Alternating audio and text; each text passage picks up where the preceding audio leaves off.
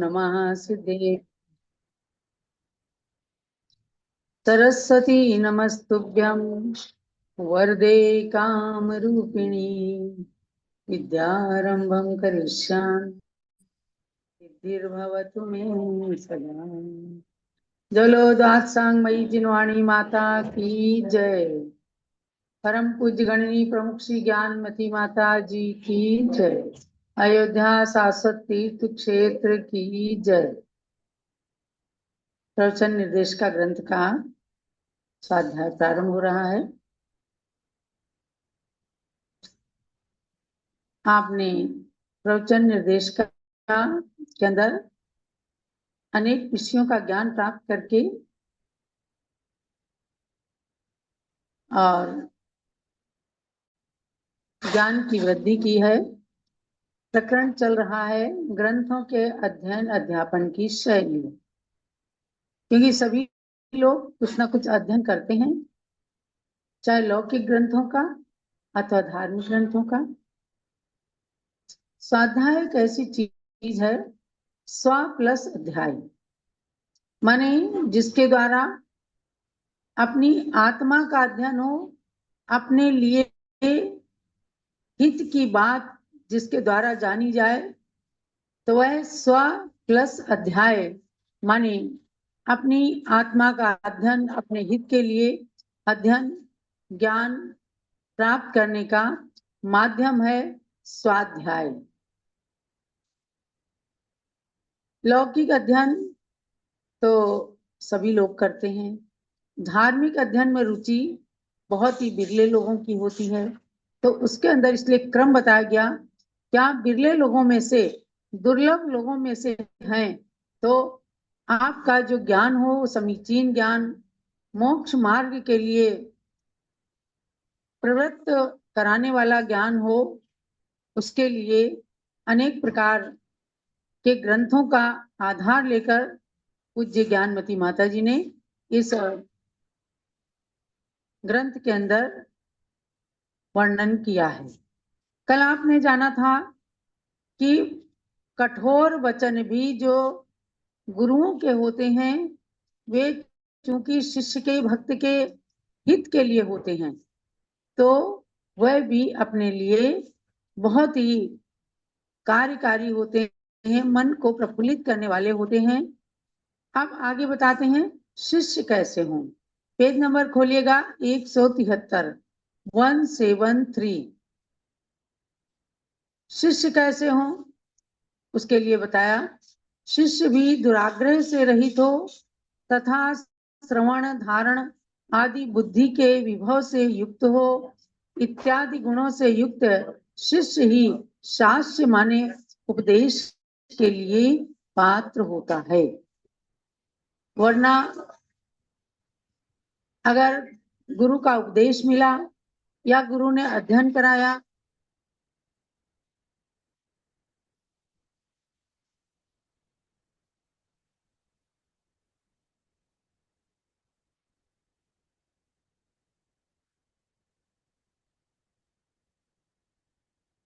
उसका लक्षण श्री अमृत चंद्र सूरी ने पुरुषार्थ सिद्धि उपाय के अंदर कहा है।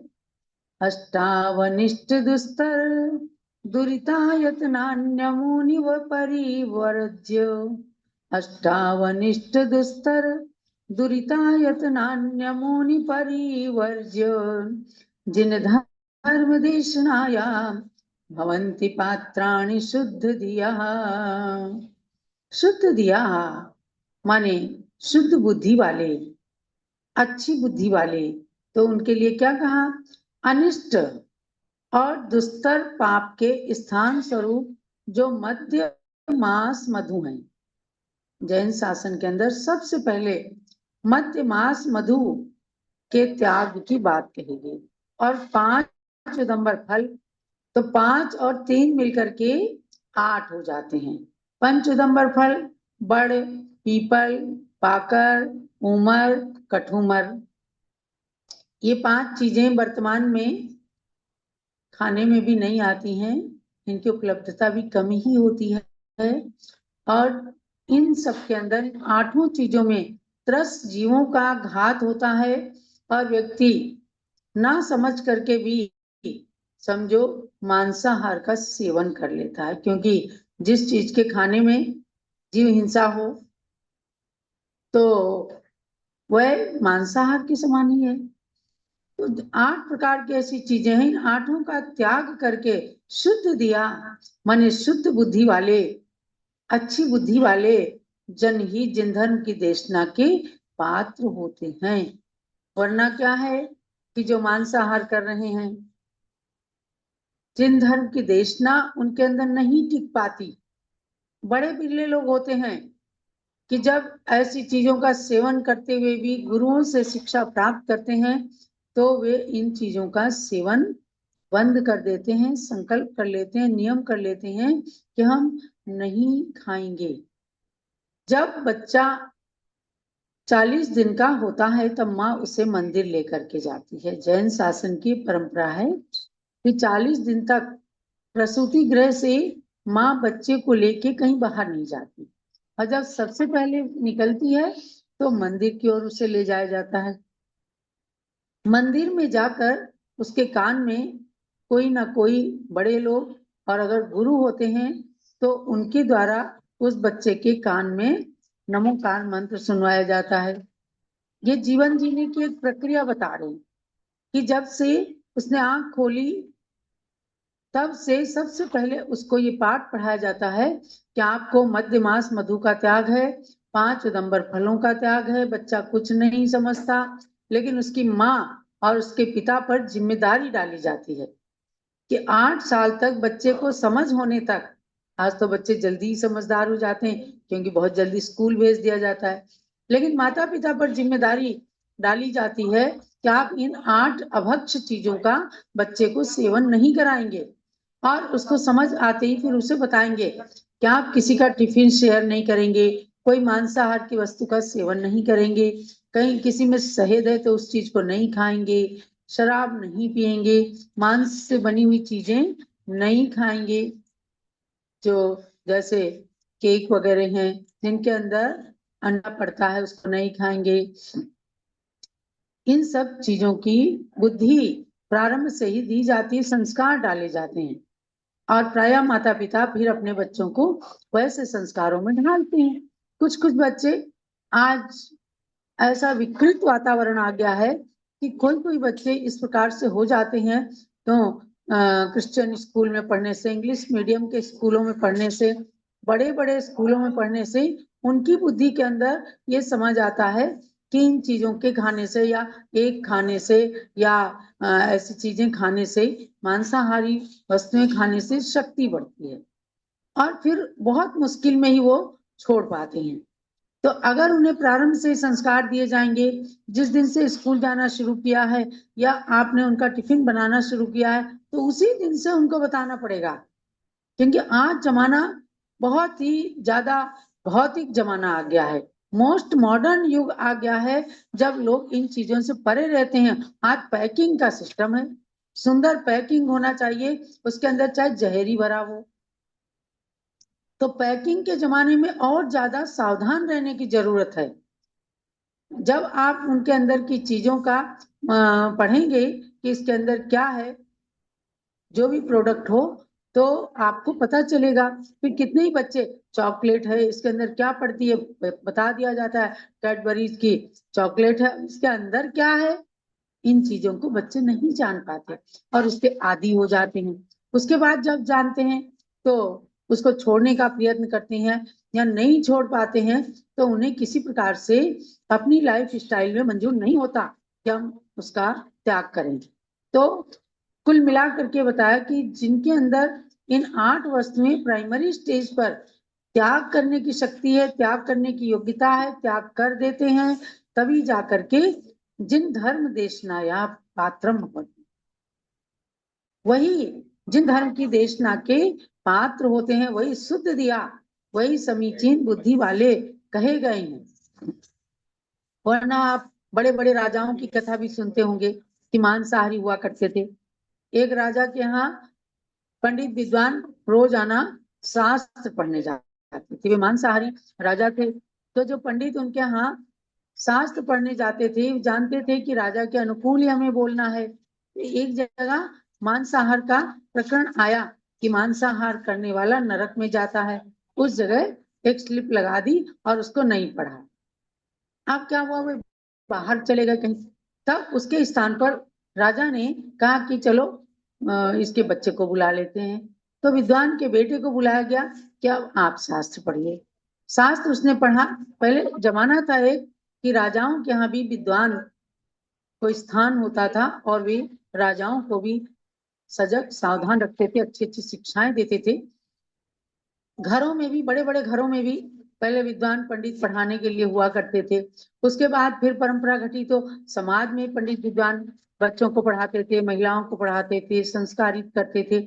आज वो परंपराएं समाप्त हो रही हैं, इसलिए आज रात्रि पाठशाला आदि खोलने की परंपरा या ग्रीष्मकालीन में, शीतकालीन में शिविरों को लगाने की परंपराएं इसीलिए चालू की हैं हमारे कुछ अच्छे लोगों ने कि हमारे संस्कार जो समाप्त होते जा रहे हैं उनके अंदर फिर से संस्कार प्रवाहित हों। तो उस राजा के यहाँ जब विद्वान का बेटा पढ़ने के लिए गया तो उसने एक स्लिप बुकमार्क देखा। तो उसने सोचा यही मेरे पिताजी ने छोड़ा होगा।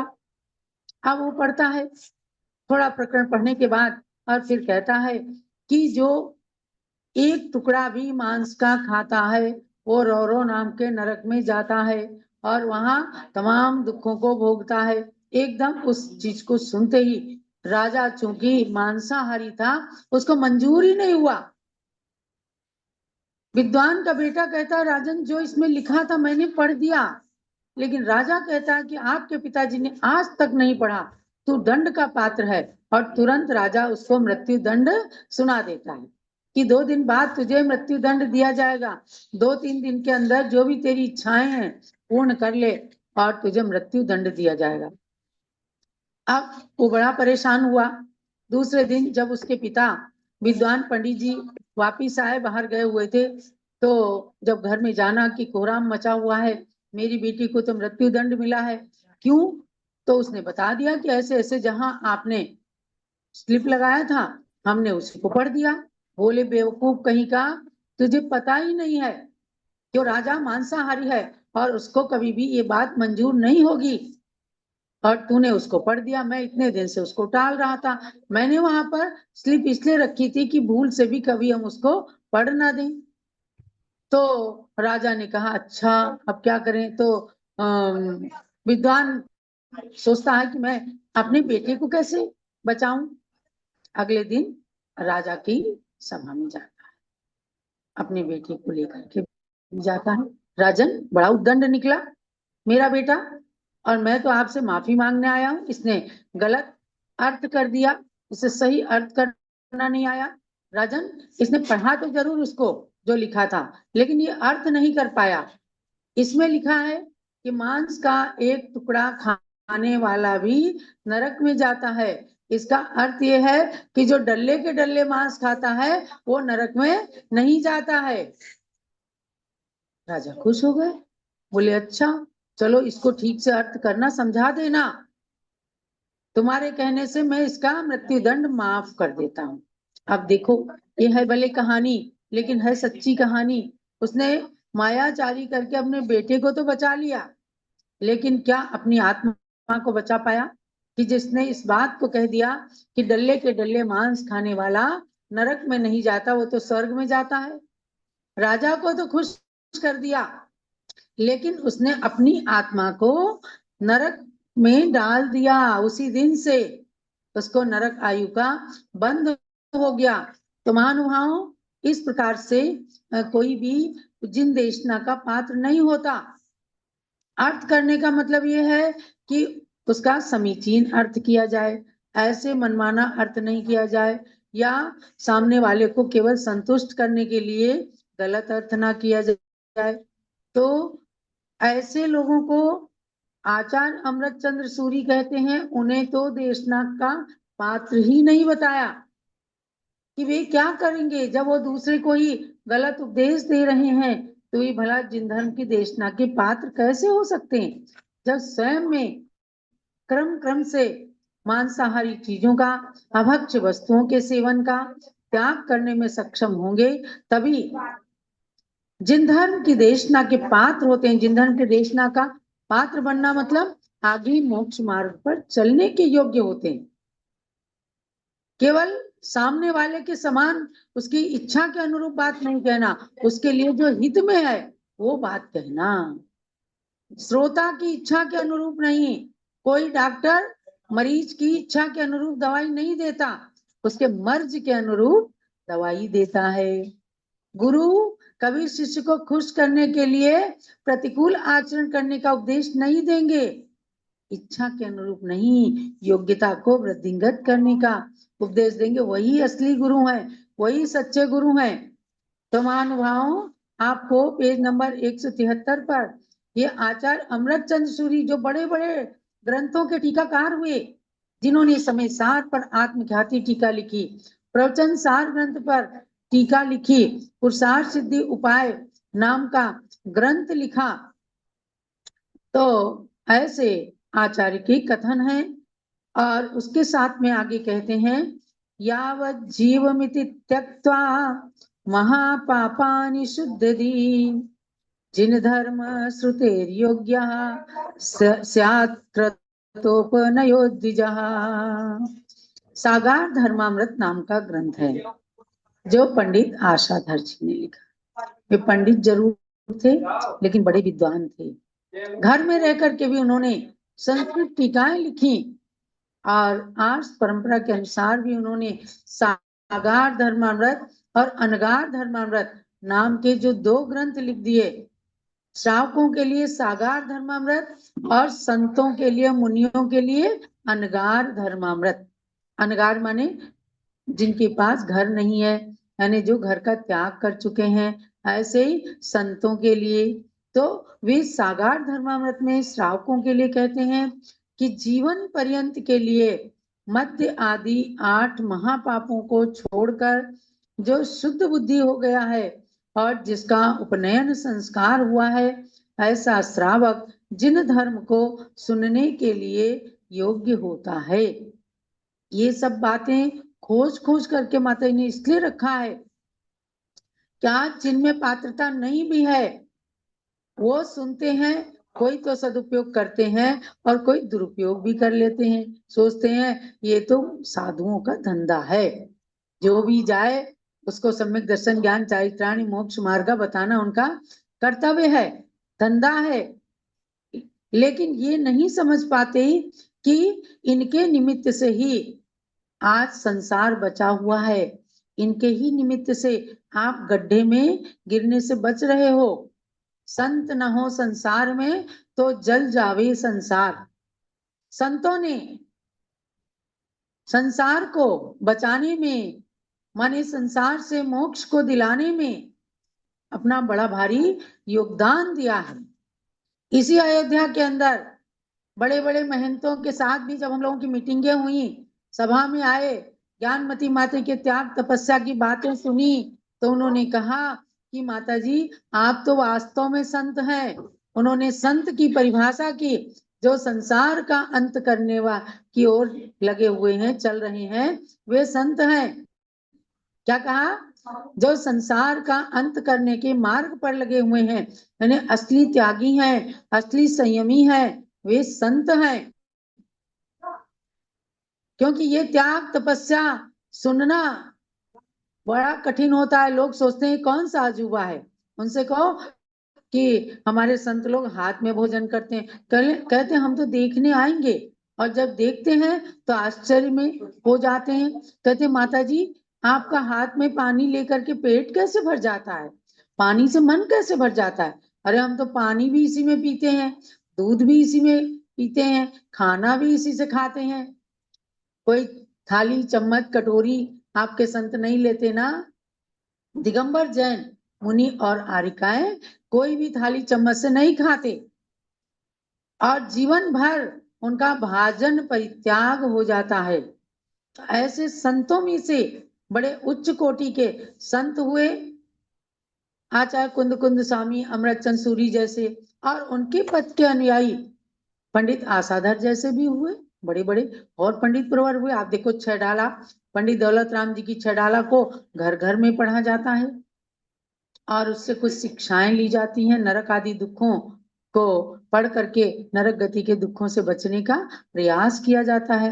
तो इसलिए कहा कि जो इन 8 पापों को, 8 प्रकार की अभक्ष्य वस्तुओं को छोड़ करके, जिनके निमित्त से 8 प्रकार का हमसे पाप हो रहा है, उनको छोड़ करके और अपनी बुद्धि को समीचीन बना लेंगे और जिनका उपनयन संस्कार हुआ, उपनयन माने जनेऊ संस्कार, जनेऊ संस्कार, आज लोग कह देते हैं ये जनेऊ का चिन्ह नहीं है, चैन का चिन्ह है। जैसे हमारा चिन्ह है मयूर पंखी पिच्छिका, अगर इसको नहीं रखें तो आप हमें संत नहीं मानोगे, आप माता जी नहीं कहोगे, आप बहन जी जरूर कह दोगे। तो मुनि आरिका छुल्लक छुल्लिका का ये चिन्ह है। उसी प्रकार से जैन श्रावक का चिन्ह, पुरुष का चिन्ह होता है उपनयन, धारण करना, जनेऊ धारण करना। उसके अपने यही बस, लोग डरने लगते हैं हम जनेऊ कैसे लेंगे। केवल इतना ही नियम होता है, आप अष्टमूल गुण का पालन करें और अष्टमूल गुण का पालन करने वाला व्यक्ति श्रावक कहलाता है। और उपनयन संस्कार जिनका हो चुका है, ऐसे श्रावक जिन धर्म को सुनने के योग्य होते हैं। जो लोग इसकी उपयोगिता समझ लेते हैं तो छोटी उम्र में ही उपनयन संस्कार करते। अभी पिछले दिनों ही 2 साल पहले आचार्य विद्यासागर जी ने भी उपनयन संस्कार किया। तमाम बच्चों को जनेऊ पहनाई, तमाम बच्चों के मस्तक पर उन्होंने संस्कार किया। ज्ञानमती माता जी के पास में राजधानी दिल्ली से आए बच्चे, उन्होंने हमारे संगपति जी का देवता है नाती, उनकी बेटी का बेटा दिव्यांश आया 7.5 साल की उम्र में ही, 7.25 साल की उम्र में बच्चे जनेऊ के पात्र हो जाते हैं, क्योंकि 9 महीने गर्भ के भी लेते हैं, तो मिलाकर के 8 साल के हो जाते हैं। और ऐसे 8 साल के बच्चे अभिषेक करने के और आहार देने के पात्र भी होते हैं। उन्हें आकर के जनेऊ लिया, उसके नियम समझे और वो बच्चा आज तक कोई चीज अभक्ष्य वस्तु ग्रहण नहीं करता। तो भव्यात्माओं, प्रवचन निर्देशिका के माध्यम से आपको पहले श्रावक धर्म के पालन का ये जो संस्कार या शिक्षा जो प्राप्त हो रही है, उसको ग्रहण करके और फिर आगे और भी ग्रंथों का स्वाध्याय करेंगे तो आपके हृदय के अंदर वो चीज बढ़ती चली जाएगी। जब तक अभक्ष्य भक्षण करते हैं तो मन तामसी प्रवृत्ति का रहेगा, मन के अंदर कोमलता, करुणा, दया नहीं आ सकती है और फिर आचार्यों के वचन भी उतने उपयोगी नहीं होंगे। इसलिए वचनों को उपयोगी बनाने के लिए, उन वचनों को धारण करके और उनके अनुरूप आचरण करने के लिए अपने के को योग्य बनाना ये अत्यधिक आवश्यक है। यही आज के स्वाध्याय का सार समझना।